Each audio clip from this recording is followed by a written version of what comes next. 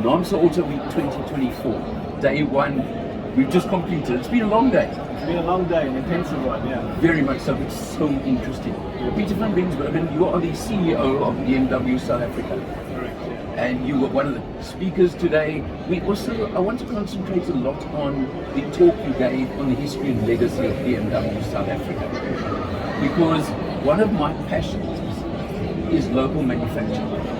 From the point of view, I love seeing it, and I love the concept of job creation. So I'm very passionate on that side. So let's just talk the early days. 1973.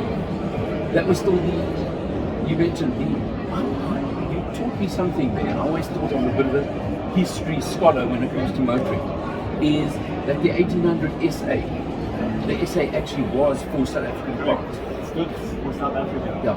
Now, can I go back a step? Those were originally the glass models and not even BMWs as such. Correct. Yeah. And they were actually produced even before 73, but it was from 73 was under BMW ownership. Yeah, okay. And then, as we said, made in South Africa, then it was the 2000 version as well. Just 1800 2 litre, am I right? Yeah. Yeah. And then the 2004 followed. Right. And that was the first one to actually have kidney grills on it, so then becoming a real BMW 300. Aha, okay. Yeah. So the kidney grills already back then, and the first locally produced model was the kidney grills. 2004. Now, of course, we've got to talk some of the icons of South African production. Yeah. And it's just so disappointing to hear you say the modern world will not allow us to do it again. One of those things. Why? Why can't somebody break the rules somewhere? The benefit of being part of BMW's global production network is that we have export opportunities and therefore it's efficient operation and job creation. The downside is we don't have flexibility to do what we want anymore. I mean, that's part of it. You know, I think back now in Germany, the Z1 coupe, the skunk workers, right? Can't you do a skunk work in South Africa? Munich has some abilities we don't have. The Skyclub, I don't know if you've seen the Skyclub, recently been revealed. It's a very unique, low volume vehicle, basically hand built. That can be done in certain plants, but not in some others. But look, I've just sort of, yeah, well, we can mention a couple of items. The 530 LE, I think, was the first one. I actually interviewed a couple of years ago Eddie Kaiser, he raced it, of course, with me. And he told me some interesting stories about that car. Yeah. Apparently the foam on the back seat was about that thick. Many places rolled out, used to wait. Which, I don't know how the rules quite allowed for those things at the time, but everybody was bending. There were a lot of little tricks being played in those days. There were also a lot of questions, for example, about how many were actually built and sold from homologation purposes. But not you, that was everybody in the game, and I'm saying that was just the fun of those days. Those days things were a little less restricted. And the history's in that book that I talked about today, so you can read more about the exact details there. Well, thank you. I have received an invite. I will be at the launch next week. So correct, yeah. So there you go. The book, we'll talk about that next week. Okay. Okay.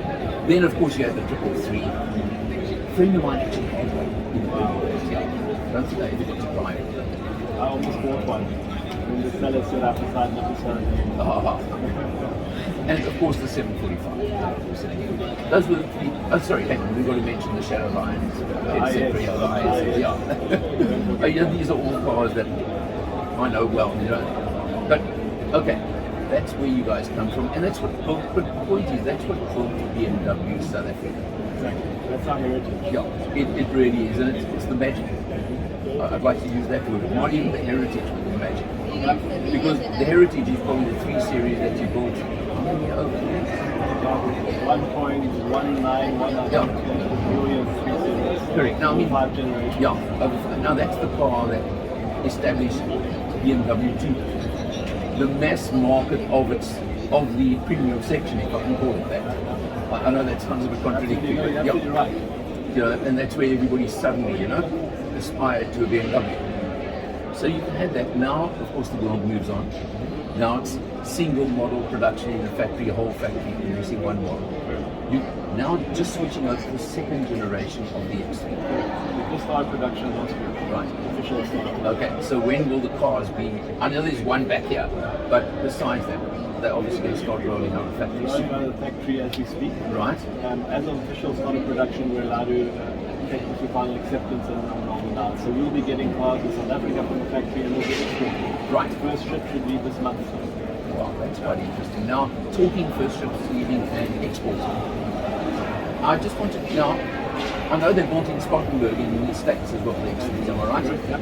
But you've got one model that they're not going to be building. Correct, and that's the PN, plug-in hybrid.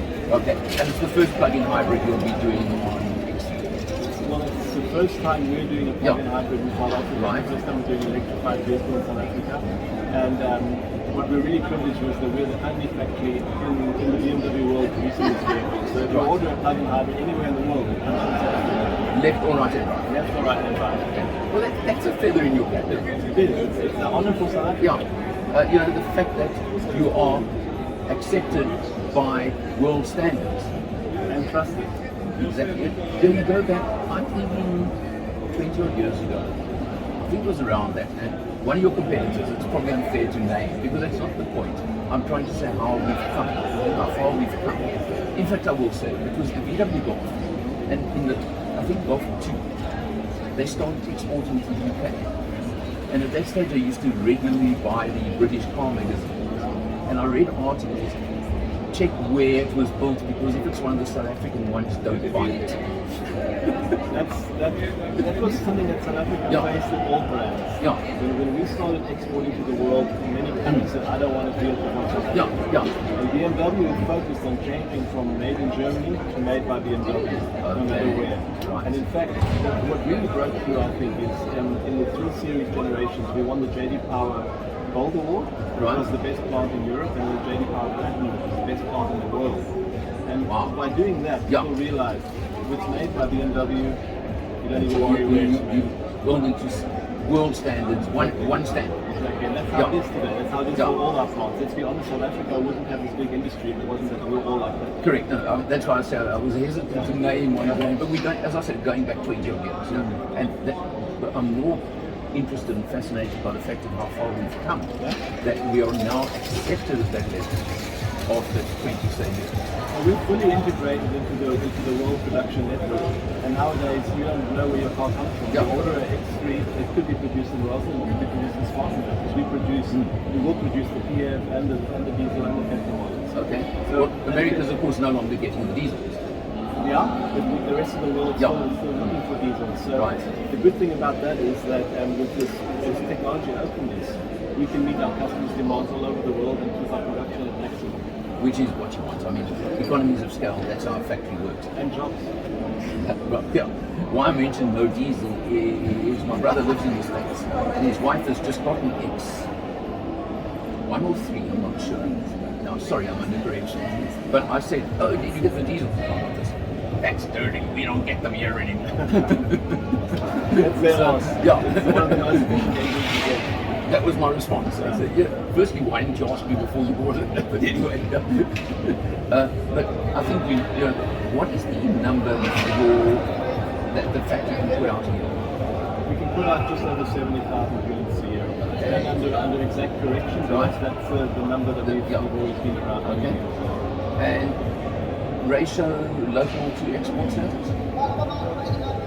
We export about 96%, 97% of our volume. Okay. So MIDP or APDP now is really worthless in Africa. If it wasn't for that, we wouldn't be producing that kind of volume. And that's where the jobs come from. That's why we run full 3 shifts. So you are running full 3-shift program? Well, the previous generation, we had stopped production in August. Right. Okay, to rejig the factory in September to start production in October.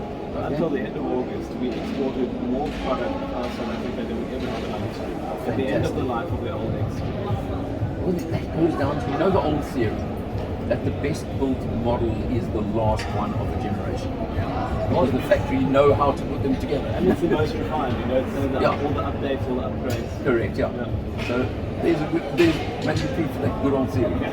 It will be. Well, Peter, thank you so much for the chat. My pleasure. Best of luck. To you. And good auto week, that's for sure. But more than that, good luck with the new model. Thank you. I don't think I have to actually wish you, but you know it's going to be a success. Thanks for joining us at NAAMSA AutoWeek, and thanks for the discussion. Thank you very much. Thank you.